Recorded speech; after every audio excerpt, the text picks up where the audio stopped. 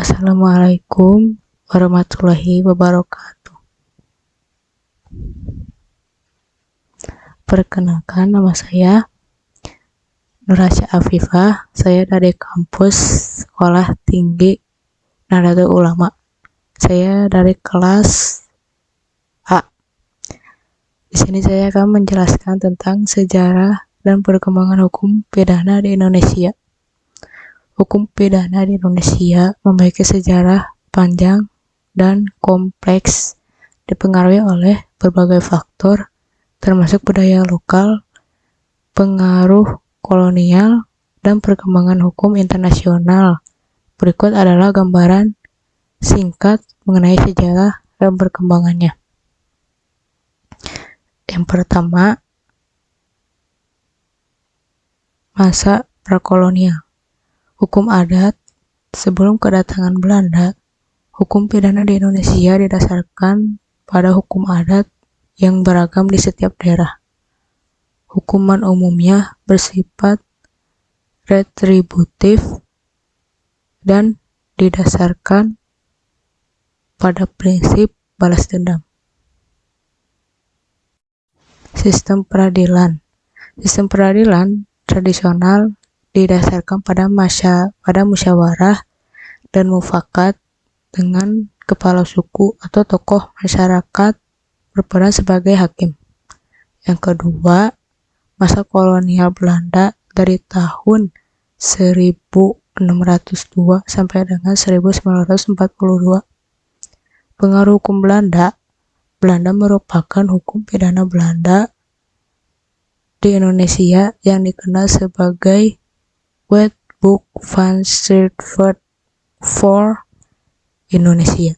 Sistem hukum ini bersifat kodifikasi dan teks dan terstruktur dengan fokus pada pemidanaan dan pembalasan. Pengaruh hukum Islam. Hukum Islam juga memiliki pengaruh signifikan, terutama di wilayah-wilayah yang mayoritas penduduknya beragama Islam. Perkembangan hukum pidana. Selama masa kolonial terjadi beberapa perkembangan hukum pidana seperti pengenalan sistem peradilan modern, peradilan dengan hakim profesional, dan sistem pembuktian yang lebih terstruktur, pembentukan lembaga pemasyarakatan. Sebagai tempat ini menjatuhkan hukuman penjara, pemimpinan hukum pidana khusus untuk mengatur kejahatan tertentu seperti kejahatan politik dan kejahatan ekonomi. Yang ketiga, pasca kemerdekaan tahun 1945 sampai dengan saat ini. Dekret Presiden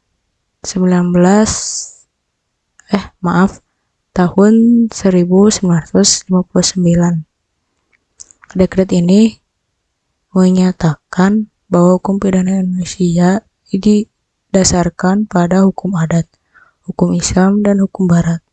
Kitab Undang-Undang Hukum Pidana KUHP yang berlaku saat ini disusun berdasarkan WVS dan diresmikan pada tahun 1946.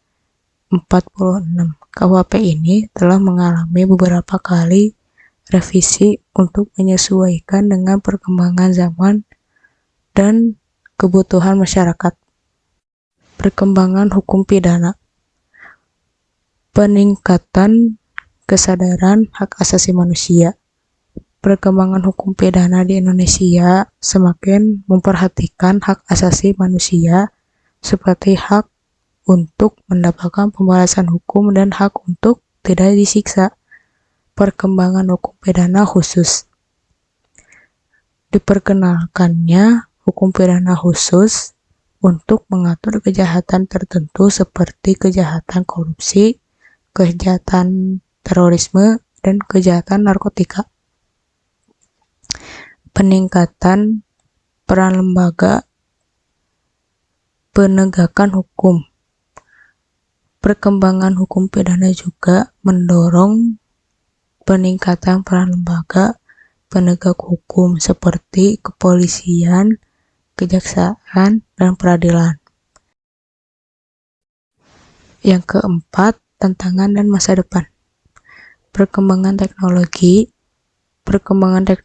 seperti internet dan media sosial menimbulkan tantangan baru dalam peningkatan hukum pidana seperti kejahatan siber dan kejahatan online. Globalisasi juga membawa tantangan baru seperti kejahatan lintas negara dan kejahatan transnasional. Referensi hukum pidana terus dilakukan untuk menyesuaikan dengan perkembangan zaman dan kebutuhan masyarakat seperti referensi KUHP yang sedang berlangsung. Yang terakhir, kesimpulan. Kesimpulannya adalah hukum pidana di Indonesia telah mengalami perkembangan signifikan sejak masa prakolonial sehingga saat ini. Perkembangan ini dipengaruhi oleh berbagai faktor termasuk budaya lokal, pengaruh kolonial, dan perkembangan hukum internasional. Tantangan baru di era globalisasi dan perkembangan teknologi. Menurut reformasi hukum pidana yang berkelanjutan untuk memastikan keadilan dan keamanan bagi seluruh masyarakat. Baik, cukup sekian presentasi dari saya.